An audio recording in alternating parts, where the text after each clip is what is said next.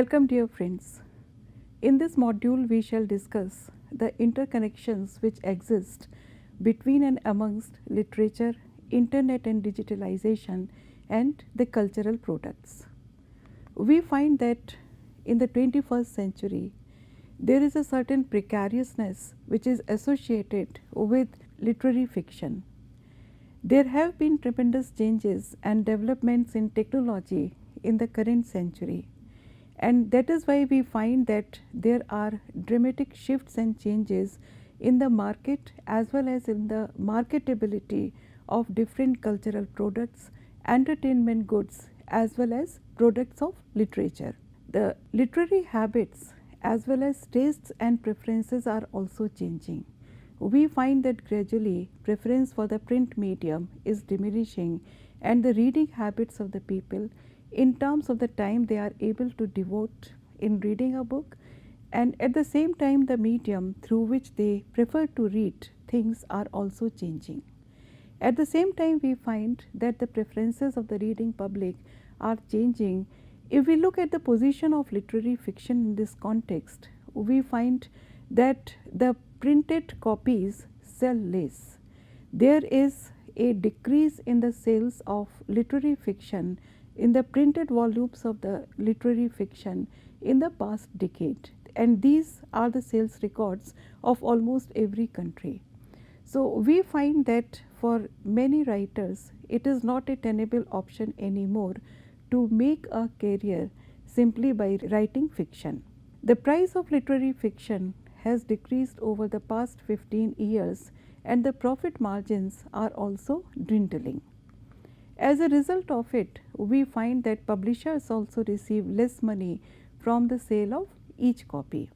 So, emergence and popularity of e-book format is one of the major reasons of the decrease in sales of the printed copies of literary works. The fall in print sales in the book market is directly connected with the availability of e-literature on various platforms now. In these e-book markets also, we find that certain type of books have better sellability. For example, the commercial and popular fiction sells more in comparison to serious books. Therefore, we find that various large prizes have been commissioned and institutionalized to sustain the journals of literary fiction. Even though there are several established writers who are still able to get attractive advances, but in general we find that the level of advances and the amount which is involved in advances is decreasing for most of the writers. So, we find that whereas these changes are taking place in the preferences of the reading public, the writing and publication of literary fiction has also come to be dominated by what is termed as the insider networks, and it is very difficult for new writers to create a niche for them in this elite market. Therefore, we find that not for profit support which is there for publication of a literary text is insufficient for most of the writers, and depending on literature production as a career is not considered to be a viable option anymore. It is pertinent here to refer to a work by Tom Swiss, who has written a book, Electronic Literature, What is It, in 2007. This particular book brings our attention to various changes which are taking place in the field of literature, its publication as well as consumption after the introduction of digital technologies. He has stated that literature as such has always been a contested category. There always have been debates about what constitutes literature and how it should be appreciated and what should be the critical paradigms associated with it. He has borrowed a quote which has been initially employed by Joseph Tabi. Joseph Tabi has taken an excerpt from one of the books of Don DeLillo for the epigraph to his essay, and the quote is, "You didn't see the thing because you didn't know how to look, and you don't know how to look because you don't know the names. So the nomenclature is also important. And in a way, we can say that de Lillo's words contextualize Tubby's concern for defining the possibility and conditions of literature's persistence in those environments which have come to be dominated by digital revolution.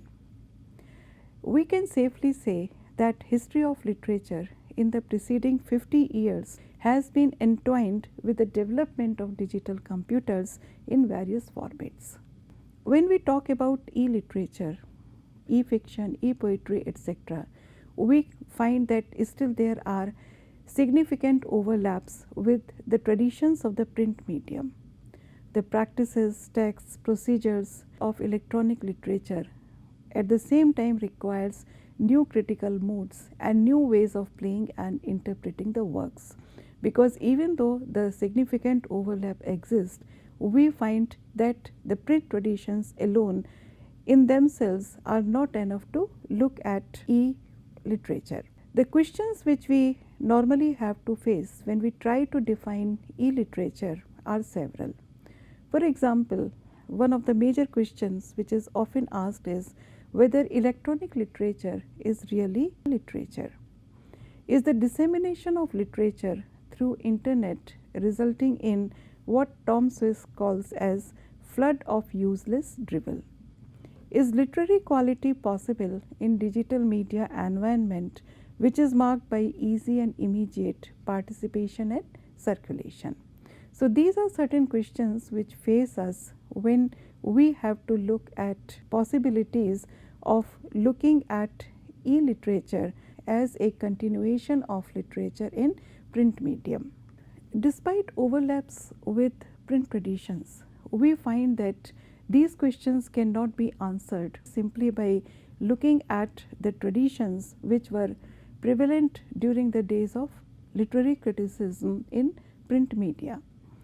The lens of print would be insufficient for it. So we have to look at the divergences, because these divergences are equally important. It is pertinent here at this point to refer to another critic. Katherine Hayles has said that electronic literature can be understood as both partaking of literary tradition and introducing crucial transformations that redefine what literature is. So Hayles has brought our attention to the fact that the tradition is continuing, but the transformations that have taken place within literary genres, there have been crucial transformations in it, and we now have to redefine what literature is. So both these aspects are equally significant. At the same time, we find that the nature of computers is also changing at a very quick pace, and literary community is learning to use these capabilities to its advantage. Majority of the readers still carry the expectations they had from the print days. They still remember the conventions which were associated with the appreciation of literature through print, as well as their expectations from different literary genres are also still defined by their habits of the print medium. Except for the generation which has been born and brought up in the 21st century, we find that the readers' expectations are still dominated by the expectations from the print medium. So electronic literature cannot ignore these expectations. Electronic medium has to accept these expectations built on them, even as it learns to modify them, transform them, change them, and establish its own norms. Simultaneously, we find that the electronic literature works in a context of networked and programmable media, and it is also informed by the powerhouse of contemporary culture. And when we look at the contemporary culture, we find that it incorporates so many diversities. For example, computer games, films, animations, digital arts, graphic design, and electronic visual culture, as well as all the existing traditional parts of literary and cultural productions are available to us. So there is a powerhouse of contemporary culture. That is why electronic literature has sometimes been termed as a hopeful monster, It is composed of parts taken from diverse traditions that may not always fit together, and therefore it is hybrid by nature. So it comprises of a trading zone in which different vocabularies, different types of expertise and different expectations come together. We can say that the electronic literature tests the boundaries of the literature of the literary production and challenges us to rethink our assumptions what literature is, what it can do and what it can be. It is relatively difficult to define electronic literature. However, we can say that this is the digital born work of literature which can be given the name of electronic literature. It has been defined as a first generation digital object created on a computer and usually meant to be read on a computer. And computer is any type of computing device. It can be a laptop or a desktop or a smartphone or a tablet or any other medium for e-readers. So it has to be created on a computer and it should normally be read on a computer screen only. It works with an important literary aspect that takes advantage of the capabilities and contexts provided by the standalone or networked computers. The origins of this type of a literature go back to 1950s. In 1959, Theo Lutz had generated a poem using the computers. Commercially, it has been available since the 1990s with works which are published by the Eastgate Systems. So, electronic literature excludes those works of art which are in printed form and which have been digitalized for preservation and dissemination.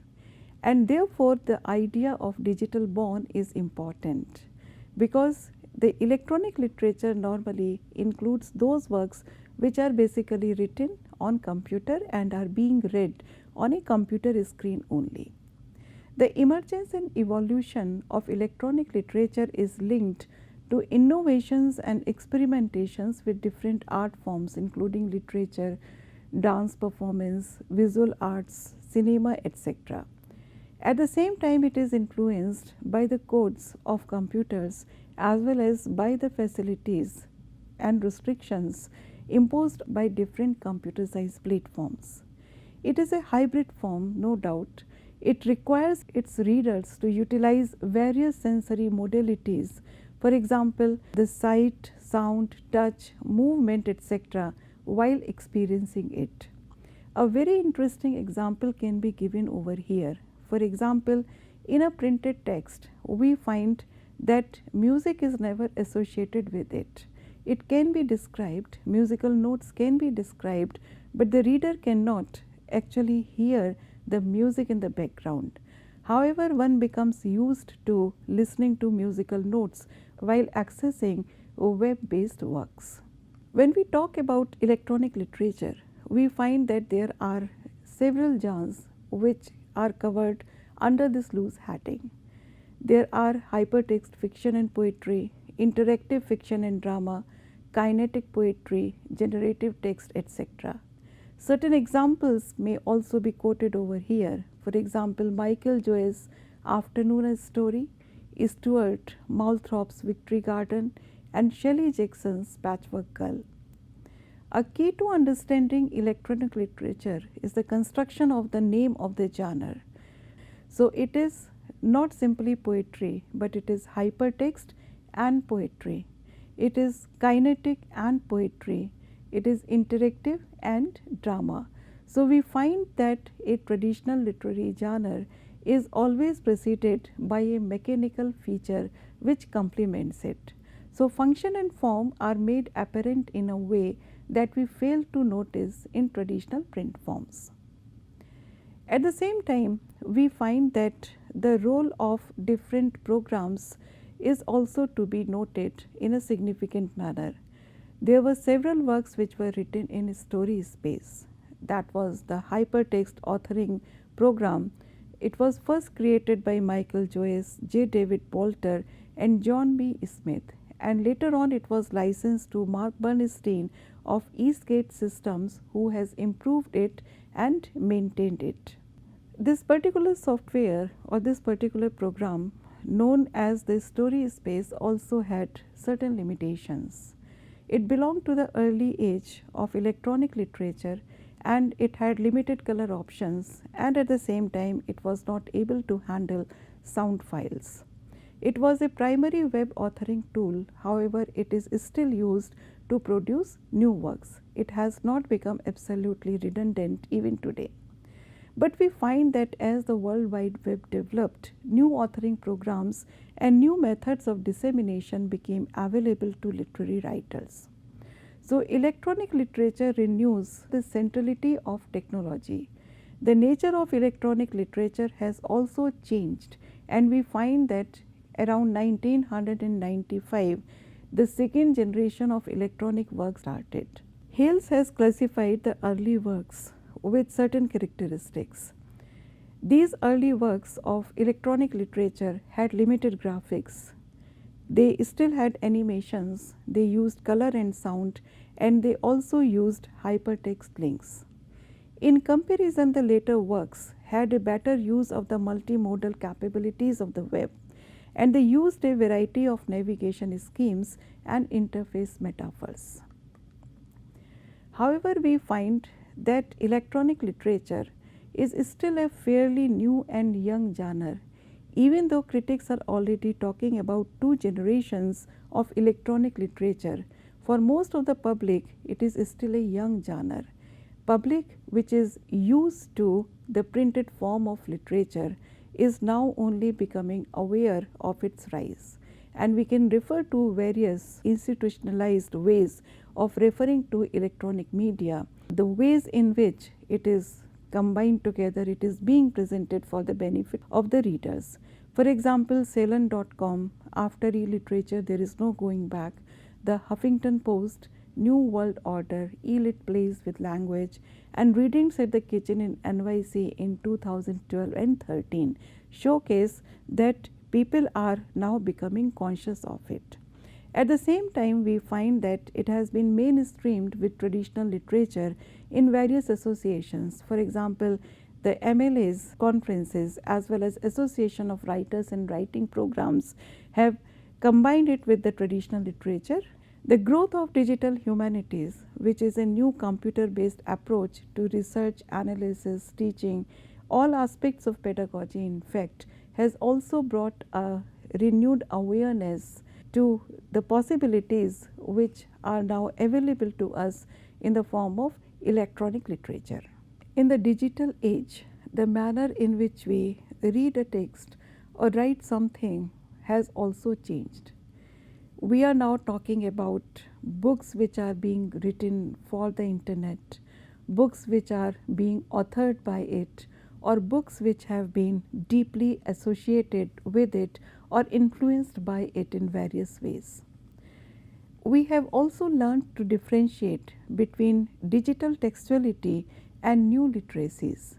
What happens to literature when it interfaces with the prospect of the digital, of digital technology and digital culture, has become a central point of view. We also want to differentiate between readers who become literate because of the screen rather than the printed page. And here we have to differentiate between literariness and the new literacies. These two words are different, and new literacies refers to those people whose ways of reading is radically different from the traditional reading ways, and new literacies refers to the capacity to read on the basis of the screen only, and how quickly to scan the screen, how quickly to use the hypertext, and how quickly to use different associations. And the manner in which we learn and grasp new literacy is very different from the conventional and traditional literariness. So, we find that there is a shift from traditional forms of reading. In traditional forms of reading, we find that one used to invest in a single book or in a single author over a period of time. But reading in the web, social networking ways has become an altogether different experience. So now we read hypertextually across pages and we engage with content from different sources, and there is also a rapid movement between different sources. Not only this, we find that as readers we can also produce our own content. So now we find that there is an interface between readers and writers. Writers can become readers and readers can also become writers. The phenomena of digital literature, therefore, is not necessarily located in the academy only. Whereas the traditional literary art and literary production was located in the academy, it is also an international phenomena. It cannot be located at a particular place.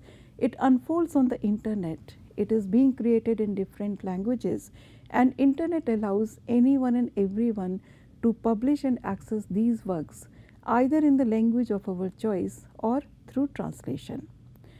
One can now achieve popularity almost in an instantaneous manner, and all of us are familiar with the phenomena of going viral overnight. So the question of the genre has now become complicated. It is an experimental genre, and sometimes it may be considered as an art, sometimes it can be considered as a film or a media or a performance more than literature.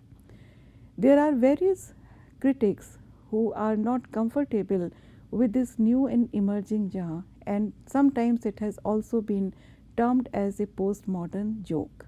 However, we find that the digital literature is flourishing, and one interesting example is a website which is known as Young Hee Chang Heavy Industries Work website, which is an interesting example of digital literature.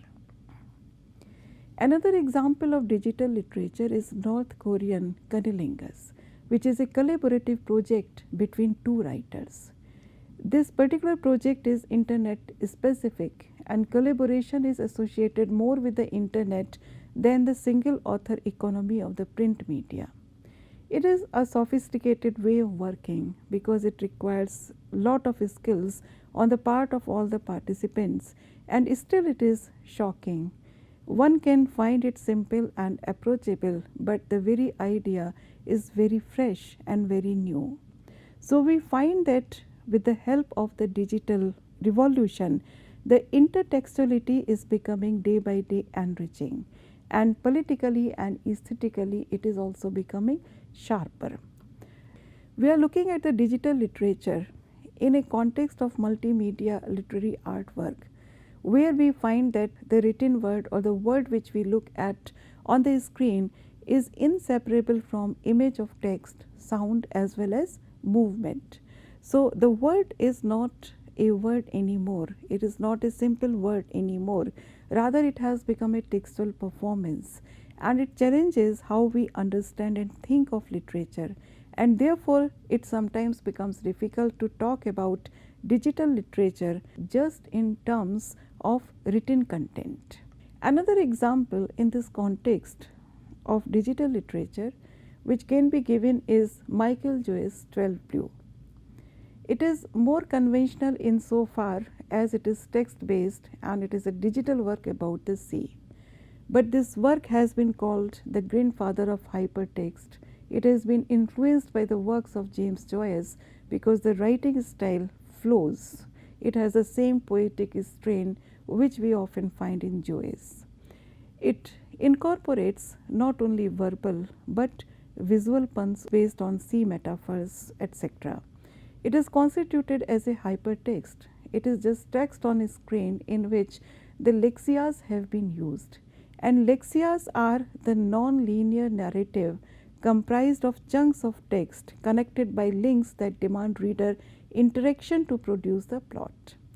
Digital literature therefore makes more sense if we just look at it rather than describe it in words. So there are implications about writing, reading and teaching digital literature, and these implications are very different and almost revolutionary. One has to be aware that when we say that different readers would approach it differently, we do not only want to suggest that the meanings which the different readers would take away are different, but rather we would say that different readers would read digital literature in different orders, and therefore they would understand it differently. The very approach has become different. So it creates a highly flexible and open-ended text. It uses its inventive form to create great content, and readers may forget that they are navigating a disorienting hypertext on their screen. So it also becomes an immersive experience for the readers. In the print medium also, we find that certain proto-hypertext literature is also available. The earliest example which comes to our mind is, of course, Tristram Shandy by Lawrence Sterne, a novel which was published way back in 1759.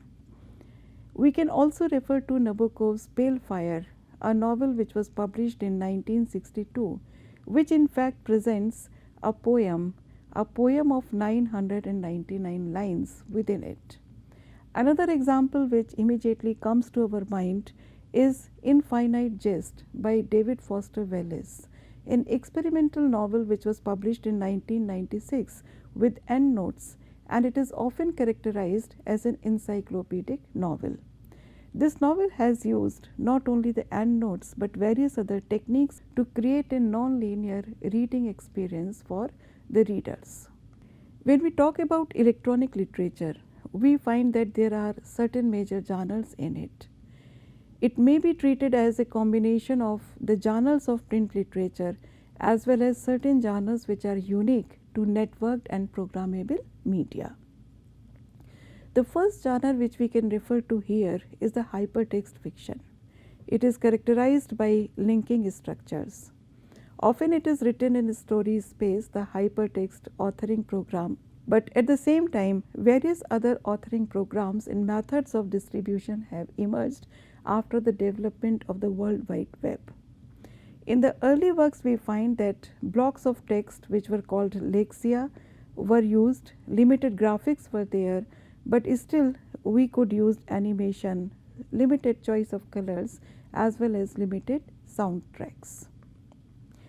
After the incorporation of the World Wide Web revolution, we find that other works of multimodal capabilities became prominent. So more contemporary and postmodern genres as opposed to first generation or classical works of electronic fiction are now coming into circulation. So we can say that there are mutations into a range of hybrid forms, and if we look at certain examples, this idea becomes clear to us. So there is a picaresque hypertext, The Unknown by Dirk Stratton, Scott Redberg and William Gillespie. It is known for the aesthetics of access. Another example can be given of Caitlin Fisher's These Waves of Girls. It is remarkable for its use of sound, spoken text, animated text, graphics and other functionalities in a networked linking structure. At the same time, we can also refer to a multimodal work, Regan Library, which is by Stuart Mouthrops. It features QuickTime movies with random text generation. Richard Holton's parodic Frequently Asked Questions about hypertext also develops a narrative with annotations to a poem. We can also talk about a particular genre which is known as network fiction. This term has been introduced by David Sicorico to define digital fiction that makes use of hypertext technology in order to create emergent and recombinatory narratives. The term interactive fiction is also becoming prominent now, and it is becoming more and more pertinent because it contains strong game elements. There is a differentiation between electronic literature and computer games, but at best this differentiation is only fuzzy. There are many games which have narrative elements, and there are many works of electronic literature which have game elements. So in interactive fiction, we find that user configures in order to interpret and depends on inputs from the user. Nick Montfort has preferred the term interactor in his work Twisty Little Passages, an approach to interactive fiction. So we find that the essential elements of interactive fiction include a parser and an interactor. A parser is the computer program that understands and replies to the inputs given by interactor, and a simulated world within which the action takes place. The interactor controls the action by issuing commands, and instructions to the program are called directives. Interactive fictions expand the range of literary techniques. They incorporate alternative strategies between gameplays and novelistic elements, visual displays, graphics, animations, and clever modifications of traditional literary devices.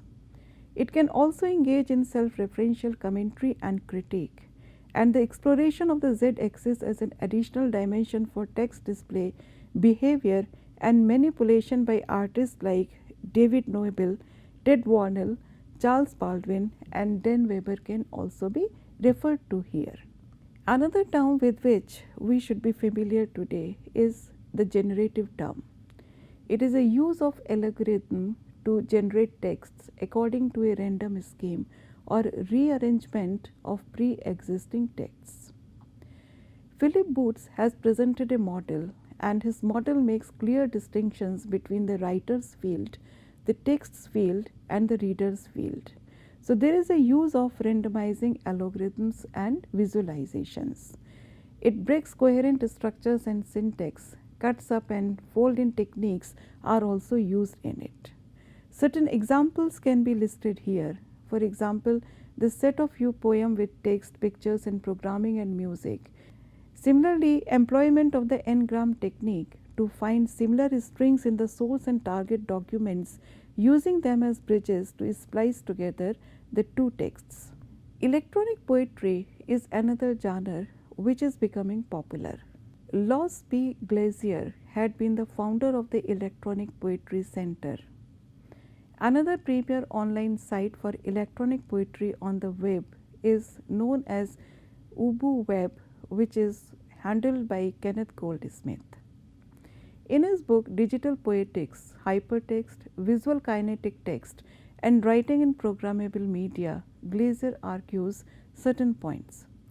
He suggests that electronic literature should be seen as a continuation of experimental print literature. It carries forward certain traditions of experimental print literature and builds further on them. This medium allows us to disrupt traditional notions of stable subjectivities and ego-centered discourses. The experimental practice is grounded in the materiality of the medium.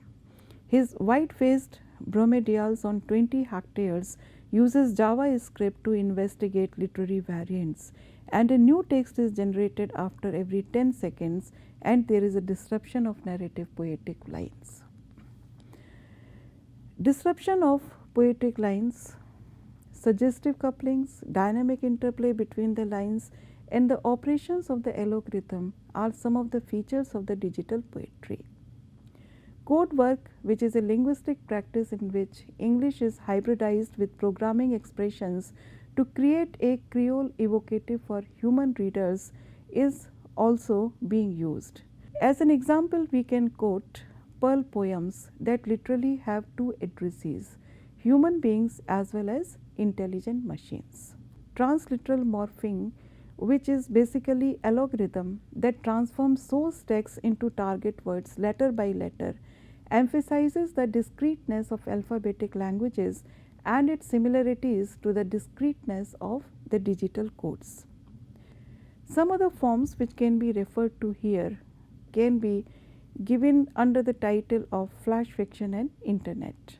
So, flash fiction is a type of a really short story. So, it is a type of really short story. It is concise and brief, below 2000 words, and it usually offers character or plot development in a nutshell.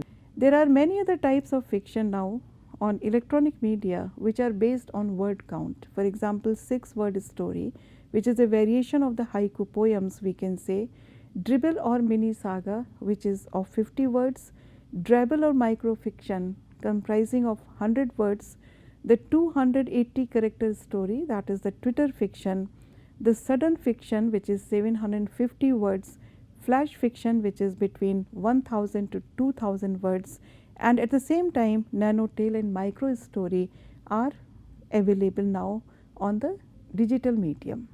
We can see that the origins of literary experimentation as well as the origins of the short story go back to the 19th century, and these type of plot structures were very popular among writers of short stories in the 20th century also.